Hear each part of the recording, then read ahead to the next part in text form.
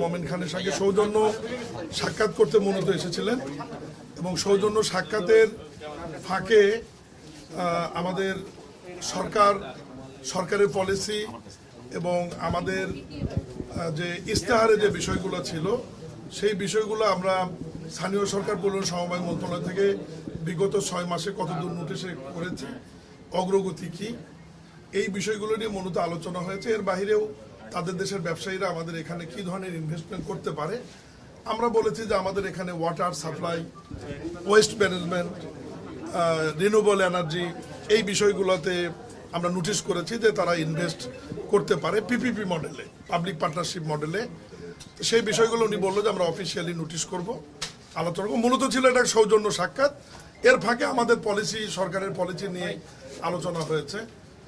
নতুন মন্ত্রী পরিষদে যারা এসেছে তাদেরকে উনি স্বাগত জানিয়েছেন। আর বিশেষ করে মাননীয় মন্ত্রীর সাথে ওনাদের দীর্ঘদিনের সম্পর্ক, সেই সুবাদে আসা। আর এই ফাঁকে আমরা তাকে প্রস্তাব করেছি যে আমাদের এই খাতগুলোতে তাদের ব্যবসায়ীরা ইনভেস্টমেন্ট করতে পারে এবং সেই বিষয়গুলো ওনারা বিবেচনা করবেন।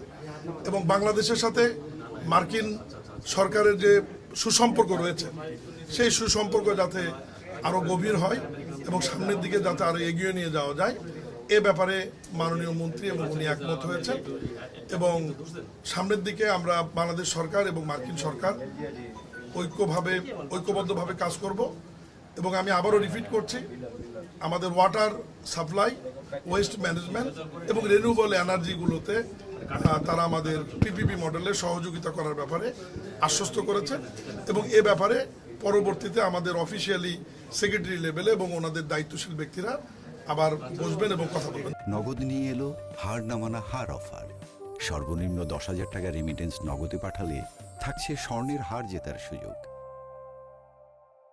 রিনিউয়েবল এনার্জি, এটা ওয়েস্ট টু এনার্জি হতে পারে।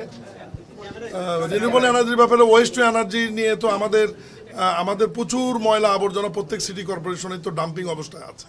ইতিমধ্যে উত্তর সিটি কর্পোরেশনে চায়নার একটি কোম্পানির সাথে আমরা এগ্রিমেন্ট করেছি। তারা আগামী